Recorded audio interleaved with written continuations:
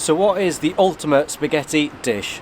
Is it the bolognese or is it the carbonara? Well, today I'm going to find out because I'm going to be trying both to see which is best. So let's start off first with the bolognese. For the bolognese, I decided to go to a place called Zizzi, located in the Light shopping centre.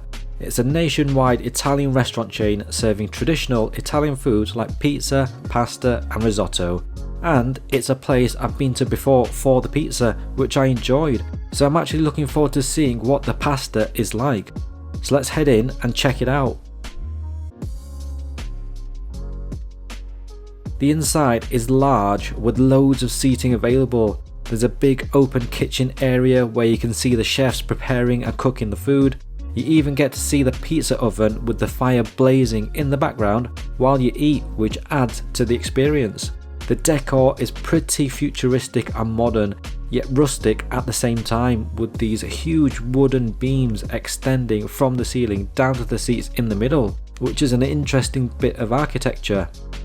The menu is big with a lot of options to choose from, most of which are the Italian classics like pizza, pasta and a few salads and risottos thrown in there too. But we're here for the bolognese, which is right here. Plus, I also got a Sicilian still lemonade too, which sounded pretty good. And it looked pretty good too, with a cloudy colour and a slice of lemon in it. It had a sweet lemon flavour, not too tart and not too sweet, it was just right. The bolognese came out looking really good on this huge plate presented with the sauce on top of the pasta, garnished with I think some basil leaves. So bolognese is an Italian meat sauce usually made from beef or pork and stewed down in a tomato sauce, which can also be referred to as ragu, and this one looks quite delicious. You have the spaghetti underneath, which means as you eat it you should get a bite of both sauce and pasta. You normally get offered cheese on top at places like this, but I didn't here, which I was a bit surprised about, so I just had to make do with some pepper instead. But let's go in for a taste and see what it's like. I'm going to start off here with the sauce first. It's a pretty good consistency, it's nice and thick, you can see the bits of beef and chunks of tomato in it, so it looks pretty good. Let's go in for a taste. The sauce was delicious. You get a rich tomato flavour that's sweet and a little sour and tart. You get a bit of a meaty flavour too from the beef in there, so it's a nice bolognese sauce.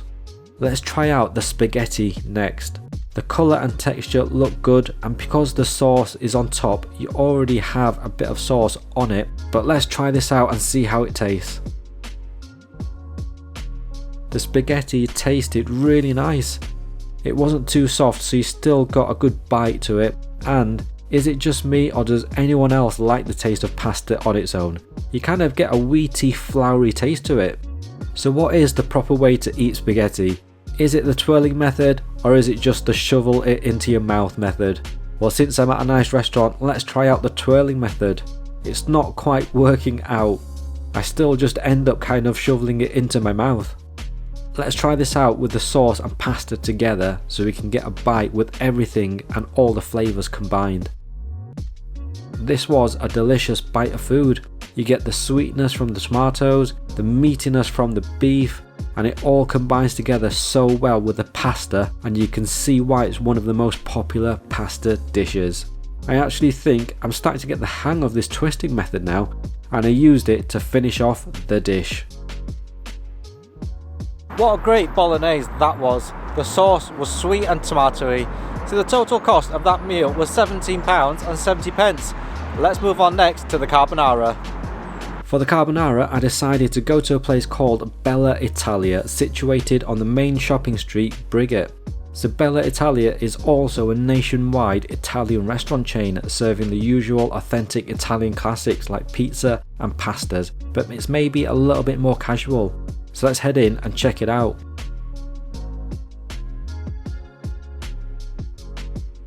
The inside is definitely a more casual dining place judging by the decor, and it's a bit of a smaller restaurant too, which I think helps make it feel like a bit more cozy in there.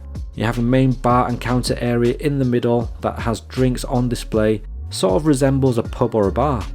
The menu is pretty large again and probably the same size as the first place with just as many options to choose from, but we already know what we're here for, and that's the carbonara. I also went for a lemon drink here too called the San Pellegrino Limonata, which is a sparkling lemonade rather than a still one, so it's going to be interesting to compare this with the one I tried at the first place.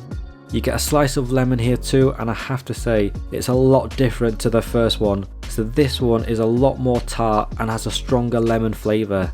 It's definitely not as sweet, but quite refreshing nevertheless. The carbonara came out looking great again, and you could immediately smell the creamy cheesiness to it.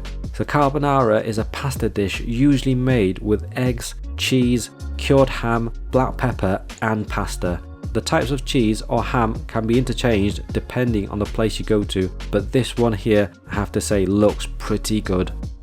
I even got fresh cheese grated on it here too, which was a bonus. I think having the fresh cheese grated on it is just going to add to the flavour of the dish.